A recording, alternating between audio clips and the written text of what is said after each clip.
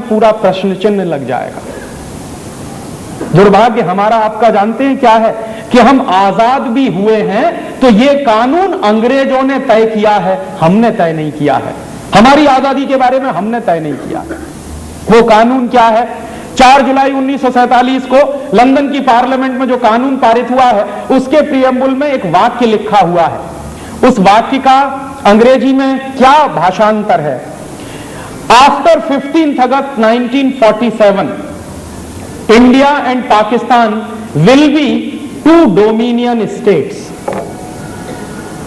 15 अगस्त 1947 के बाद भारत और पाकिस्तान 2 डोमिनियन स्टेट्स बनेंगे।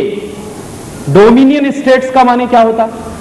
दुनिया के किसी भी देश की डिक्शनरी में आप डोमिनियन स्टेट्स का मतलब ढूंढिए तो उसका एक ही मतलब होता है। डोमिनियन स्टेट्स का माने एक बड़े राज्य के अधीन कोई छोटा राज्य।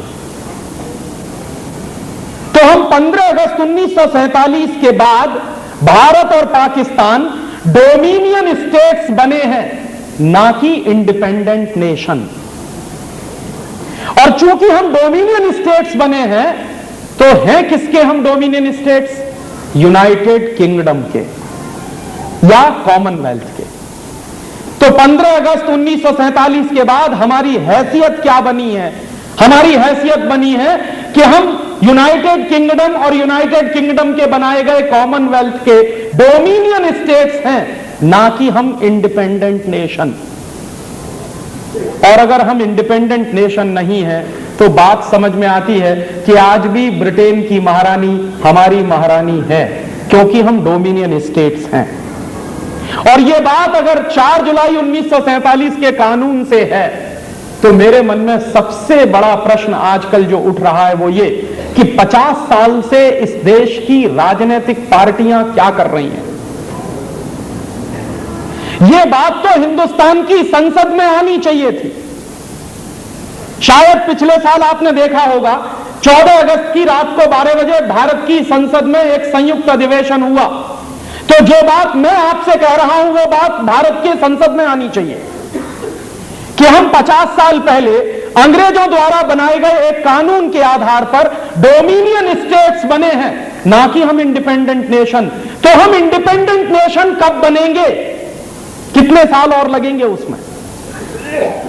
और अगर हम इंडिपेंडेंट नेशन नहीं है तो फिर आजादी की ये स्वर्ण जयंती क्यों मना रहे हैं? किसके गले पे तमाचा मार रहे हैं आप?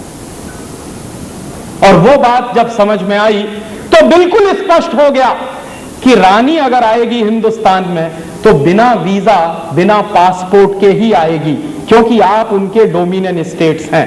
और इस बात को आप एक दूसरी जगह और देख सकते हैं। जो लोग यहां बैठे हैं इस सभा में, अगर वो वकील हों और वकालत करते हों तो आप भारत के संविधान को उठाकर देखिए। भारत के संविधान में कहीं भी इंडिया एज ए नेशन इस्तेमाल नहीं किया गया है, हर जगह स्टेट शब्द इस्तेमाल किया गया है। पूरे कॉन्स्टिट्यूशन, हमारे पूरे संविधान में भारत के लिए नेशन नाम का शब्द नहीं है, हर जगह इंडिया स्टेट के रूप में इस्तेमाल किया गया। तो हम सिर्फ एक राज्य बनकर रह गए हैं, राष्ट्र बन नहीं पाए हैं। कानूनी रूप से हमारी यह हैसियत है। तो इसलिए रानी अगर आती है तो उसका स्वागत करना हमारे प्रधानमंत्री का कर्तव्य है, उसका स्वागत करना हमारे राष्ट्रपति का कर्तव्य है। और इसी के साथ एक दूसरे सवाल का जवाब भी हमको मिला कि जब रानी आई थी तो भारतीय सरकार ने रानी के सम्मान के लिए दिल्ली में एक कार्यक्रम आयोजित किया था। उस कार्यक्रम में क्या हुआ था? ब्रिटेन की रानी का नाम ऊपर छापा गया था, राष्ट्रपति का नाम नीचे छापा गया था। हमारे देश में राष्ट्रपति सर्वोच्च होता है, यह आप जान लीजिए। राष्ट्रपति के ऊपर कोई भी नाम नहीं होता। और कोई भी निमंत्रण पत्र अगर छापना हो, कोई भी पत्रक छापना हो जिसमें किसी विदेशी अतिथि के साथ राष्ट्रपति का नाम देना हो, तो नियम यह है कि राष्ट्रपति का नाम हमेशा ऊपर होता है, बाहर से आने वाले अतिथि का नाम या तो बराबर में होता है या नीचे होता है। लेकिन ब्रिटेन की रानी का नाम राष्ट्रपति के नाम के ऊपर छापा गया। और भारत सरकार ने इस बात पर एक प्रेस कॉन्फ्रेंस की थी वो हिंदुस्तान के सभी अखबारों में छपा भी था। एक पत्रकार ने पूछा था भारत सरकार के प्रवक्ता से कि ये ब्रिटेन की रानी का नाम ऊपर छापा गया और भारत के राष्ट्रपति का नाम नीचे छापा गया, ये कहीं गलती से तो नहीं हुआ? तो भारतीय सरकार के प्रवक्ता ने कहा कि यह जानबूझकर छापा गया है, माने गलती नहीं हुई है, जानबूझकर छापा गया है। क्यों? क्योंकि ब्रिटेन की महारानी आपकी महारानी है, इसलिए उसका नाम हमेशा राष्ट्रपति के नाम के ऊपर जाएगा, आपके राष्ट्रपति का नाम उससे नीचे जाएगा। हमारे देश में एक कानून है, जानते हैं क्या है? अगर आप राष्ट्रपति का अपमान करें तो आपको जेल हो जाएगी, यह कानून है। प्रधानमंत्री पर आप टिप्पणी कर सकते हैं, लेकिन राष्ट्रपति के ऊपर टिप्पणी नहीं की जा सकती इस देश में। और अगर आपने टिप्पणी की तो आपको जेल हो जाएगी। क्यों हो जाती है? कानून यह कहता है कि राष्ट्रपति की मान्यता सर्वोच्च है, उनका अपमान नहीं कर सकता कोई। लेकिन खुद भारत सरकार ने राष्ट्रपति का अपमान किया और उस सरकार को जेल में होना चाहिए था। पूरे देश में खामोशी, और इस बात की नोंद हमारे देश के किसी भी कोर्ट ने नहीं ली। मैं महीनों महीनों इंतजार करता रहा कि यह कोई छोटी दुर्घटना नहीं है। शायद हिंदुस्तान का सुप्रीम कोर्ट या हिंदुस्तान का कोई हाई कोर्ट या हिंदुस्तान की कोई अदालत इस बात की जानकारी लेकर कोई एक केस फाइल करेगी, लेकिन कहीं कुछ नहीं हुआ। फिर मेरे मन में ऐसा आता था कि यह इतना बड़ा प्रश्न है कि हिंदुस्तान की राजनीतिक पार्टियां इस सवाल को उठाकर पूरे देश में हंगामा करेंगी, लेकिन दुर्भाग्य से सब राजनीतिक पार्टियों के नेता रानी के साथ फोटो खिंचवाने में दिल्ली में मस्त थे।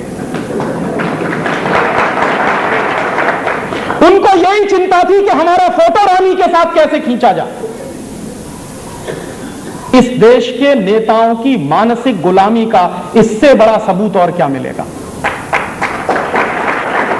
कि जिस देश को अंग्रेजों ने 250 साल गुलाम बनाया, जिन अंग्रेजों ने हमको बर्बाद कर दिया सांस्कृतिक रूप से, आर्थिक रूप से, शैक्षणिक रूप से, सामाजिक रूप से, उन अंग्रेजों की रानी के साथ हमारे देश के नेता फोटो खिंचवाने में मस्त हैं और किसी को लगता